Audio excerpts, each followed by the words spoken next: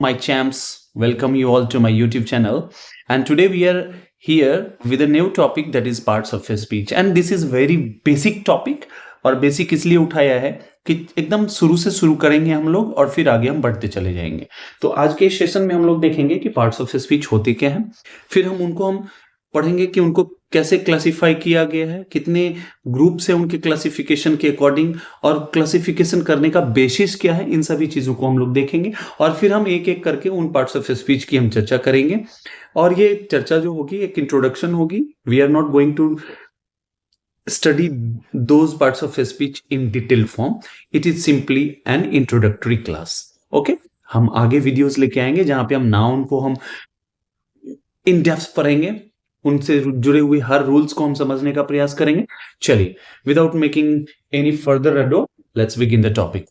So if we talk about parts of speech, तो सबसे पहले मैं आपसे ये बताना चाहूंगा कि आप पार्ट्स ऑफ बॉडी से क्या समझते हो।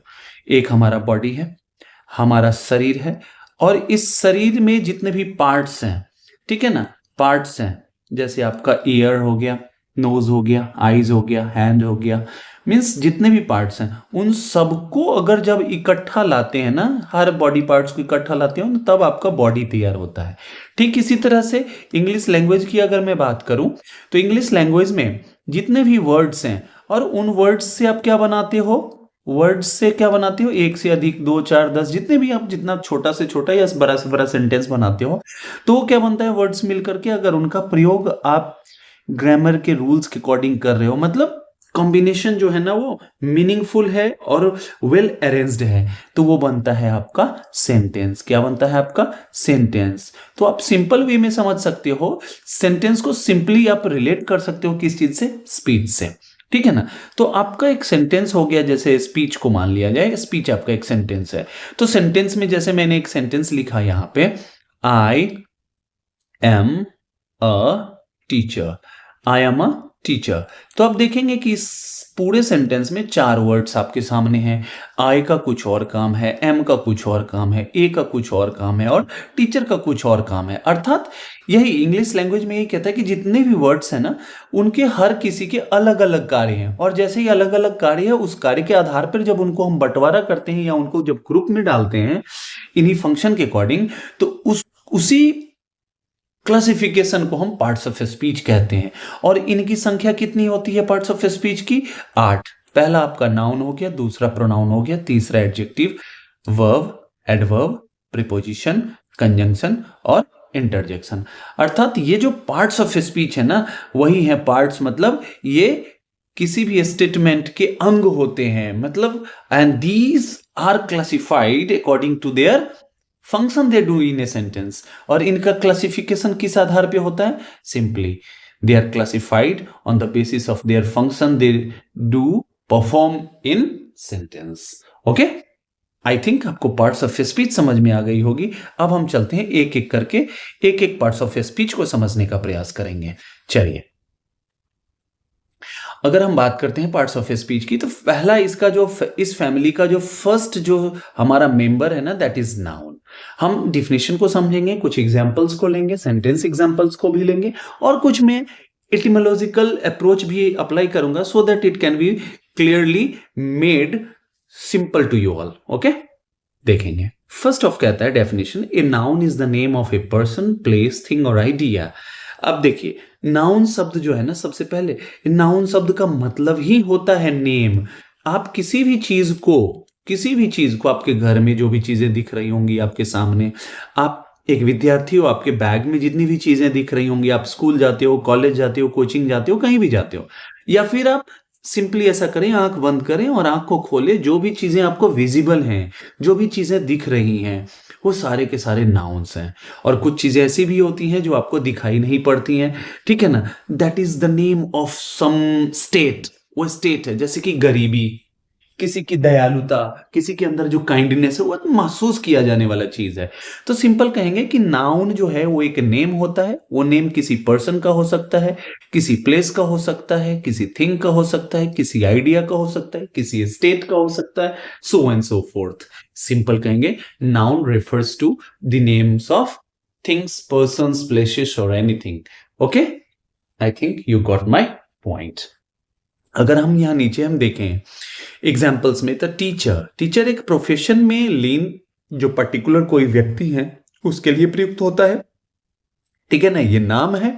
स्कूल किसी प्लेस का नाम है जहां पे पढ़ाई होती है, ठीक है ना। कोई बिल्डिंग होगा, पर्टिकुलर कोई स्पेसिफिक बिल्डिंग होगा जिसके लिए इसका प्रयोग किया जाता है। एप्पल आपको पता है, it is a kind of fruit. ये भी फ्रूट के लिए प्रयुक्त होता है क्या? हर चीज को हम एप्पल बोलते हैं? नहीं ना। चलिए देखते हैं। दिल्ली किसी खास स्टेट का नाम है, ठीक है ना। पोवर्टी गरीबी, ये किसी स्टेट का नाम है। स्टेट मीन्स अवस्था, यहां स्टेट मीन्स राज्य नहीं, स्टेट मीन्स अवस्था, एग्जिस्टेंस, ठीक है ना, कि उसकी स्थिति क्या है, इस चीज को रेफर कर रहा है। काइंडनेस, ये दयालुता, ये भी किसी की क्वालिटी का नाम है जो किसी व्यक्ति के अंदर है। ये अब मैं कुछ सेंटेंस नीचे देख रहे हैं, लिखे गए हैं, इनको मैं कहूंगा आपको गौर से पहले पढ़िए। Rohan is a good cricketer, और जितने भी रेड मतलब इंक में यहाँ जो आपको लिखे मिल रहे हैं, ये सब आपके नाउन्स हैं। कैसे? रोहन किसी लड़के का नाम है? नहीं, किसी लड़के का नाम है मीन्स नाउन है। क्रिकेटर, ये किसी खास खेल को खेलने वाले को कहा जाता है, अर्थात उसका नामकरण कर दिया गया। दिल्ली किसी खास स्टेट का नाम है, Delhi is the capital of India. India किसी राज्य का नाम है। कैपिटल राजधानी, राजधानी किसी खास प्रकार के हम मतलब किसी ये जगह की बात की जा रही है, अर्थात नाम दिया गया है राजधानी। ये शहर है, ये राजधानी है, ये देश है, ये गांव है, ये सारे नाम हैं आपके, ठीक है ना। Honesty is the best policy, honesty जो है ना, किसी की ईमानदारी, ये क्या है? अवस्था है, स्टेट है, या किसी की क्वालिटी की बात कर रहे हैं, ठीक है ना। पॉलिसी, ये भी किसी भी चीज का नाम है। क्लियरली आप समझ गए होंगे कि नाउन क्या होते हैं। Noun simply refers two names, और नेम किसी भी चीज का हो सकता है, वो प्लेस का हो सकता है, पर्सन का हो सकता है, थिंग, आइडिया, स्टेट, किसी भी चीज का नाम हो सकता है। जो फन फैक्ट है ना, वो देखेंगे। This is one of the most important things that you should consider always. क्यों?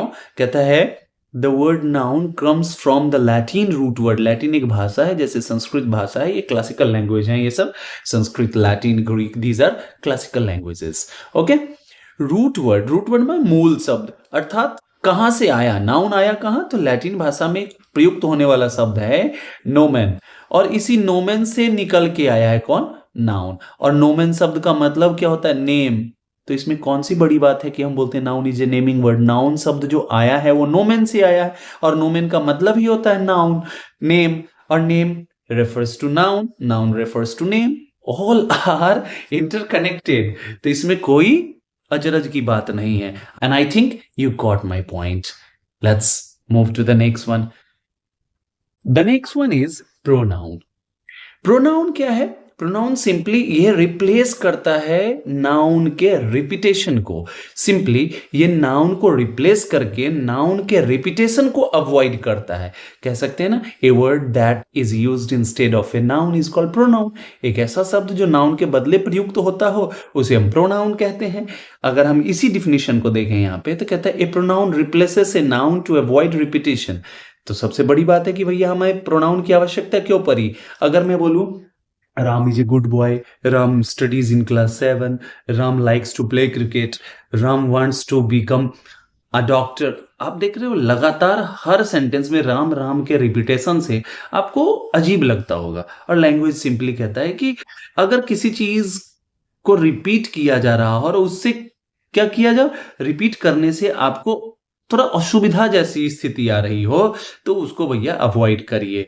और उस एरर ऑफ रिपीटेशन को दूर करने के लिए हमारा दूसरा पार्ट्स ऑफ स्पीच प्रयुक्त होता है, जो आकर के नाउन को रिप्लेस करता है, ठीक है ना। जैसे देखेंगे आप, जो पर्सन हमारे होते हैं, person, first person, second person, third person.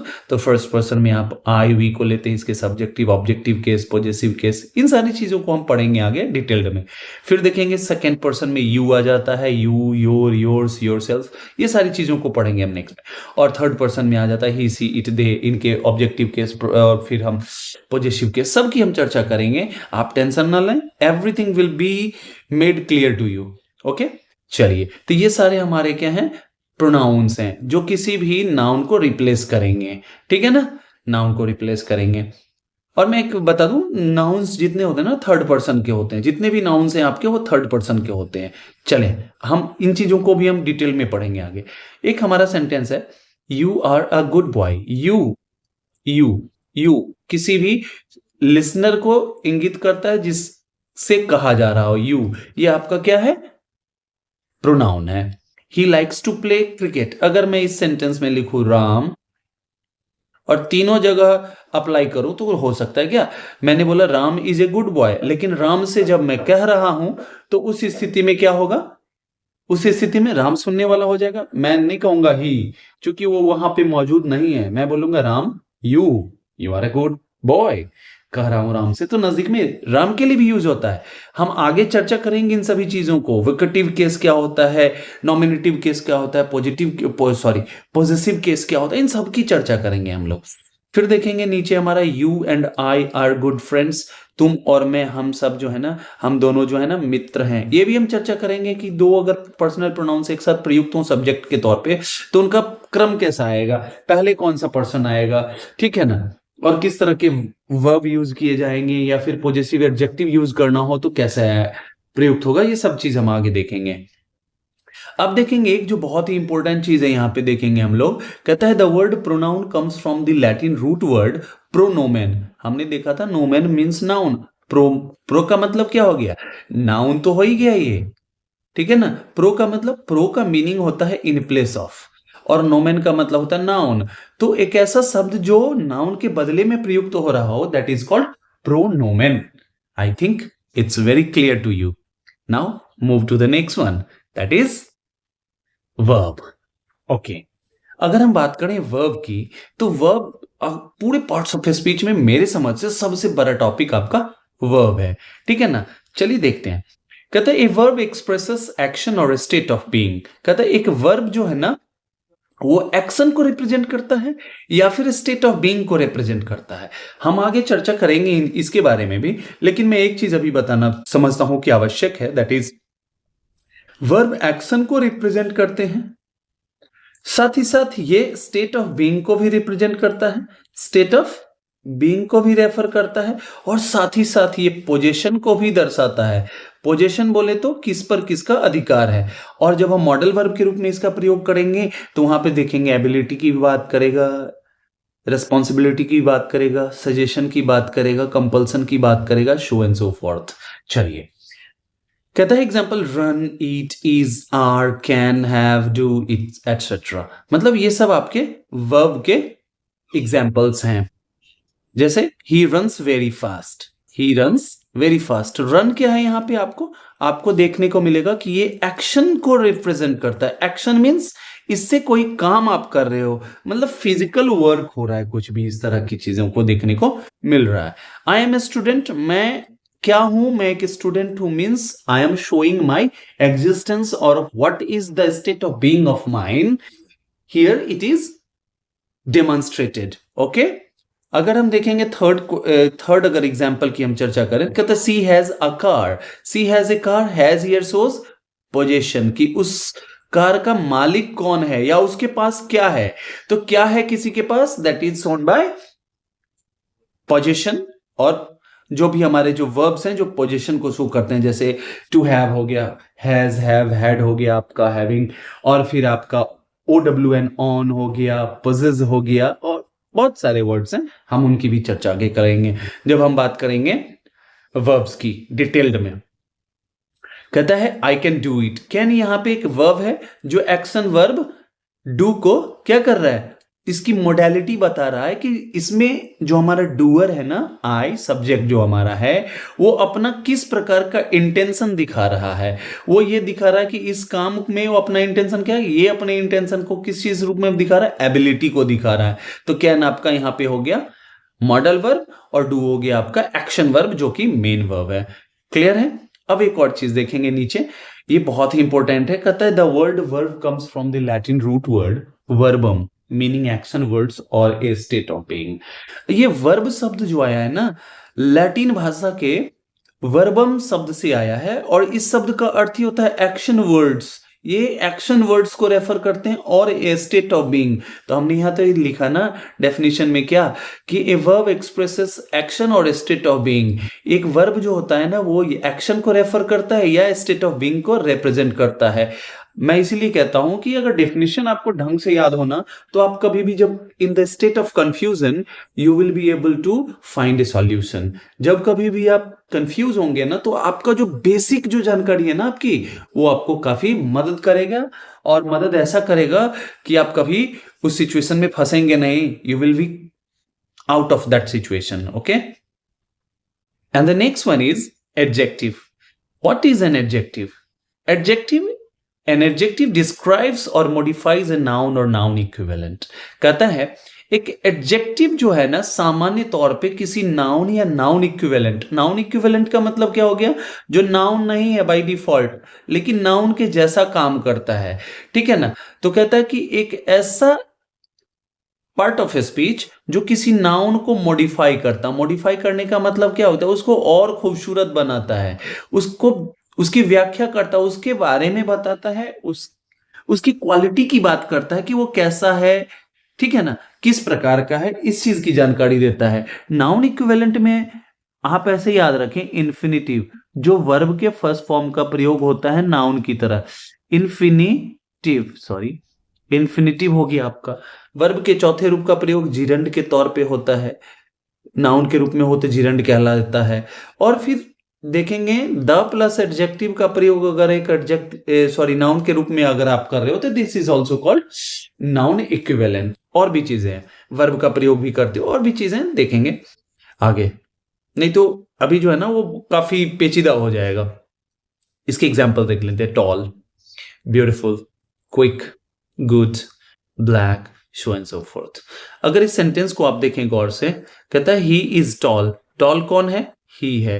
ही मीन्स प्रोनाउन है, और प्रोनाउन क्या होता है? नाउन इक्विवेलेंट होता है। नाउन को रिप्लेस करने वाला है, तब तो वो नाउन इक्विवेलेंट है, तब तो वो नाउन को रिप्लेस कर रहा है। बात समझ रहे हैं? तो ही इज टॉल, कौन टॉल है? तो वह टॉल है, प्रोनाउन की क्वालिटी को बताता है ये शब्द, अर्थात ये हमारा एडजेक्टिव हो गया, क्योंकि नाउन इक्विवेलेंट को ये क्या कर रहा है? मॉडिफाई कर रहा है, डिस्क्राइब कर रहा है कि कैसा है, किस तरह का है। She is beautiful, the situation is same here. She is pronoun, okay, and beautiful modify कर रहा है, क्वालिफाई कर रहा है किसको? सी को, ठीक है। दे आर गुड स्टूडेंट्स, यहां पे देखेंगे स्टूडेंट्स हमारा नाउन है, और इस नाउन को क्या कर रहा है? कौन क्वालिफाई कर रहा है? गुड। गुड कौन है? नाउन है, अर्थात गुड कौन है? गुड कौन है? ये है हमारा एडजेक्टिव जो क्वालिफाई कर रहा है किसको? स्टूडेंट्स को। क्लियर है? देखते हैं। कहता है ये सिंपली हमारे नाउन्स के मीनिंग में कुछ एक्स्ट्रा ऐड करता है। जैसे मैंने बोला आई एम ए बॉय, ठीक है ना। अब इसमें हमने क्या किया? एक वर्ड जोड़ दिया, गुड। ये क्या हो गया? अब इसमें कुछ आप एक्स्ट्रा जोड़ दे रहे हो, you are putting some extra information to a noun और नाउन इक्विवेलेंट। आप एक एक्स्ट्रा क्या डाल रहे हो? इंफॉर्मेशन डाल रहे हो कुछ भी उसमें, तो ये एड ऑन का काम करता है, ठीक है ना। ये आप एक्स्ट्रा उसको और थोड़ा बढ़ा चढ़ा के दिखाते हो। This is the beauty of adjective. और मेरा मानना है, मेरा क्या, ये तो आप लैंग्वेज की बात करोगे, जितना एडजेक्टिव आपके पास है, खास करके आप देखोगे इंस्टाग्राम पे, फेसबुक पे, मतलब सबसे ज्यादा आप यूज करते होंगे एडजेक्टिव को ही। क्लियर है? चलिए आगे बढ़ते हैं।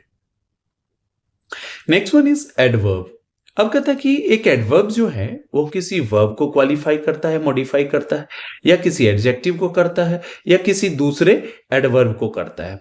सिंपली ये क्या करता है कि ये एक्स्ट्रा इंफॉर्मेशन देता है किस चीज के बारे में, कि किस चीज को कैसे किया गया, कब किया गया, कहां किया गया, और किस तरह से किया गया, कितनी मात्रा को कंप्लीट किया गया है, कितनी बार किया गया है। ये सब हमारे एडवर्ब हो जाएंगे। क्लियर है?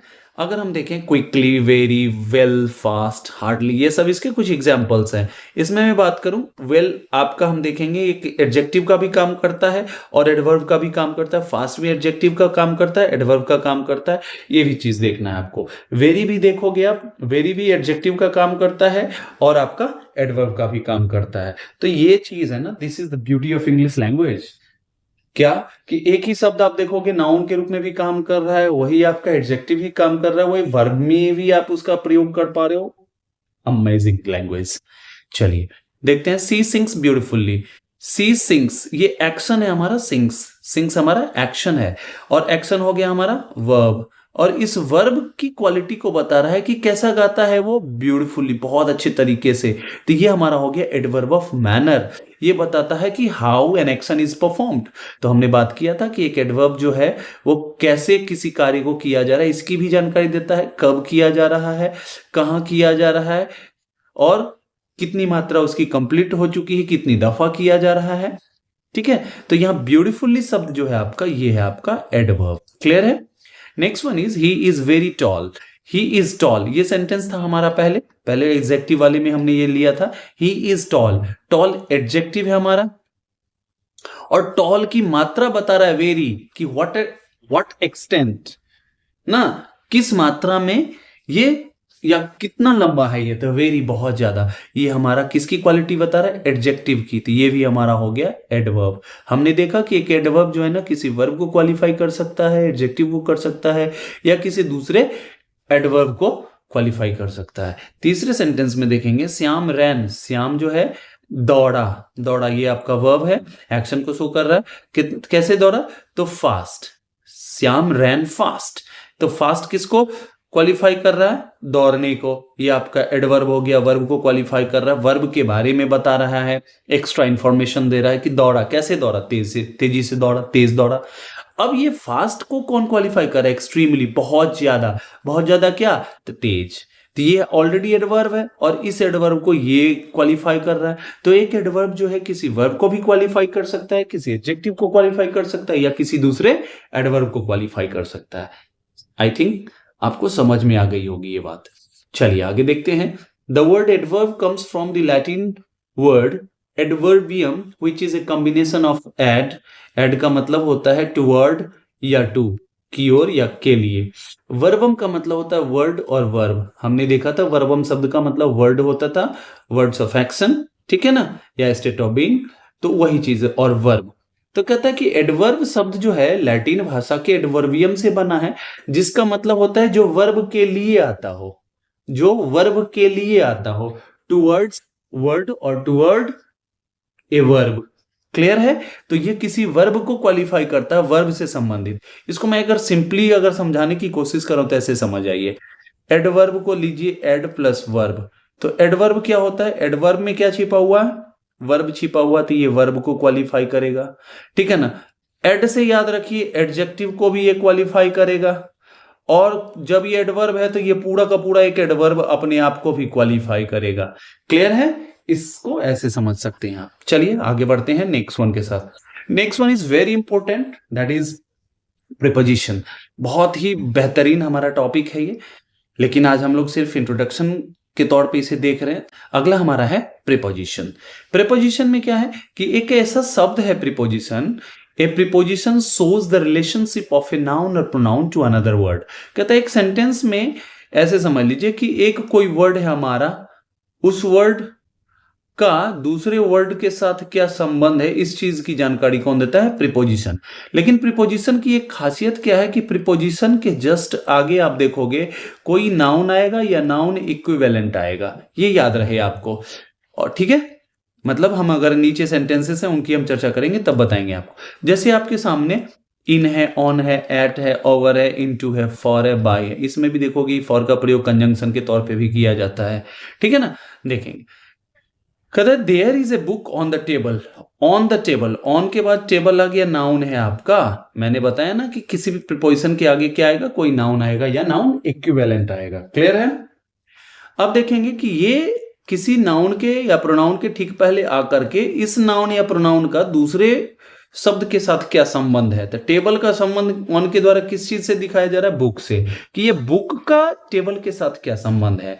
तो ये बुक जो है ना वो टेबल पर है, तो ये संबंध स्थापित किसके द्वारा किया जा रहा है? That is determined by this preposition on. Clear है? इसके द्वारा ये हम इसको रिलेट कर पा रहे हैं। तो प्रीपोजिशन क्या होते हैं कि किसी नाउन के ठीक पहले आकर के उस नाउन का वाक्य के दूसरे शब्द के साथ क्या संबंध है, इस चीज की वो जानकारी देते हैं। Next one, he jumped into the river. उसने जंप कर लिया या जंप लगा दिया, किसमें? रिवर में, रिवर में, रिवर आपका नाउन है। फिर देखिए नाउन के ठीक पहले आपने इनटू का प्रयोग किया, और इस नाउन का किस शब्द के साथ दिखाया जा रहा है संबंध? जंप्ड। ये जंप किया कहां पे किया? नदी में किया। तो ये इनटू एक प्रीपोजिशन है जो रिवर, नाउन रिवर का संबंध जंप से बता रहा है। क्लियर है? Next one is Rohan is playing in the field. In आपका प्रीपोजिशन है, और देखेंगे फिर हम इनके जस्ट आगे हम फील्ड को देख रहे हैं जो कि नाउन को रिप्रेजेंट करता है, और ये बताया जा रहा है इसके संबंध को किससे दिखाया जा रहा है? प्लेइंग से, कि वो खेल कहां रहा है? तो ग्राउंड में खेल रहा है, फील्ड में खेल रहा है। तो यहां पे भी देखा कि प्रीपोजिशन एक ऐसा शब्द है जो किसी नाउन या प्रोनाउन के पहले आकर उस नाउन या प्रोनाउन का दूसरे वाक्य के साथ क्या संबंध है इसको दर्शाता है। क्लियर है? नेक्स्ट देखेंगे प्रोनाउन वाला हमारा, he narrated this story to him.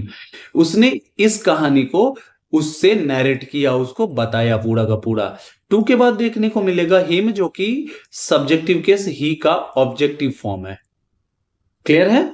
अब देखेंगे कि किसी भी प्रीपोजिशन के बाद कोई जो नाउन या प्रोनाउन आता है, वह नाउन या प्रोनाउन उस प्रीपोजिशन का ऑब्जेक्ट होता है। समझ में आई बात? कहता है कि जब कोई भी नाउन या प्रोनाउन किसी प्रीपोजिशन के बाद आता है, अर्थात प्रीपोजिशन प्रीपोजिशन के बाद नाउन या प्रोनाउन जो आएगा वह उस प्रीपोजिशन का ऑब्जेक्ट कहलाएगा, जिस कारण से उसे हम ऑब्जेक्टिव केस में रखते हैं। हम ऐसा नहीं लिख सकते हैं कि ही नैरेटेड दिस स्टोरी टू ही, गलत हो जाएगा हमारा, क्योंकि ये प्रीपोजिशन जब होगा तो इसके आगे हम कोई भी जो नाउन या प्रोनाउन आएगा उस प्रीपोजिशन का ऑब्जेक्ट कहलाएगा, और ऑब्जेक्ट का केस क्या होगा? Objective case. क्लियर है? चलिए आगे बढ़ते हैं। कहता है the word preposition comes from the Latin word prepositio. Prepositio, ठीक है ना? ये कहता है कि ये कैसे बना है, तो दो शब्दों का कॉम्बिनेशन है। प्रे मतलब बिफोर, हम इंग्लिश में सिंपल इंग्लिश में क्या बोलते हैं? प्री मतलब पहले। हम मोबाइल फोन यूज करते हैं ना, प्रीपेड, पहले पेमेंट करते हैं तब आपको कंपनी आपको टॉक टाइम देती है, जो भी डेटा है वो देती है। तो प्री मीन्स बिफोर और in front of. Positio means position, इसी से बना है पोजीशन शब्द। प्लेसमेंट और पोजीशन, तो मतलब जो किसी चीज के ठीक पहले पोजीशन ले लेता हो, means you are going to put something before something.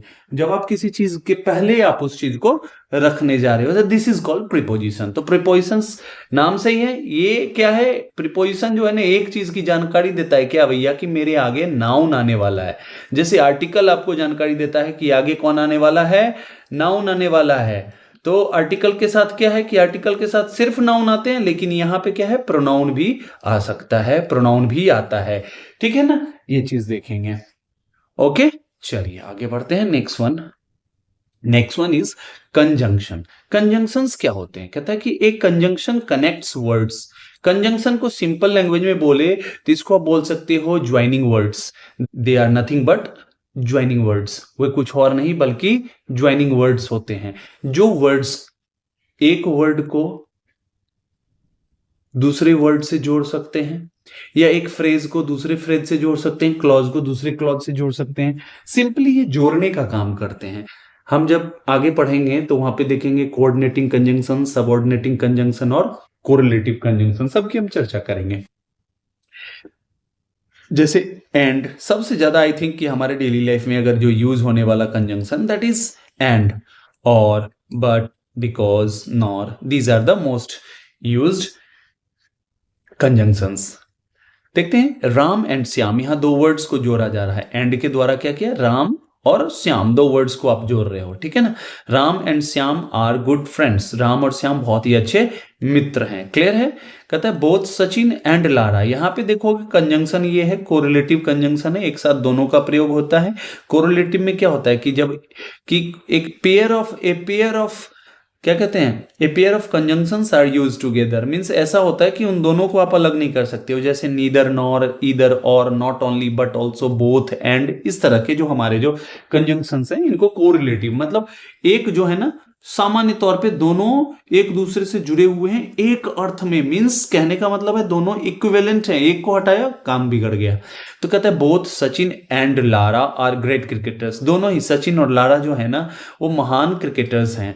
ठीक है ना? इसी तरह से देखेंगे he is very rich yet unsatisfied. यहाँ पे दो शब्दों को ये जोड़ा जा रहा है और दोनों के बीच में कॉन्ट्राडिक्शन को दिखाया जा रहा है, ऑपोजिट दोनों के जो नेचर है उसको दिखाया जा रहा है। तो ये हमारा हो गया येट, ठीक है ना, येट। ये हमारा एडवर्जेटिव कंजंक्शन होते हैं।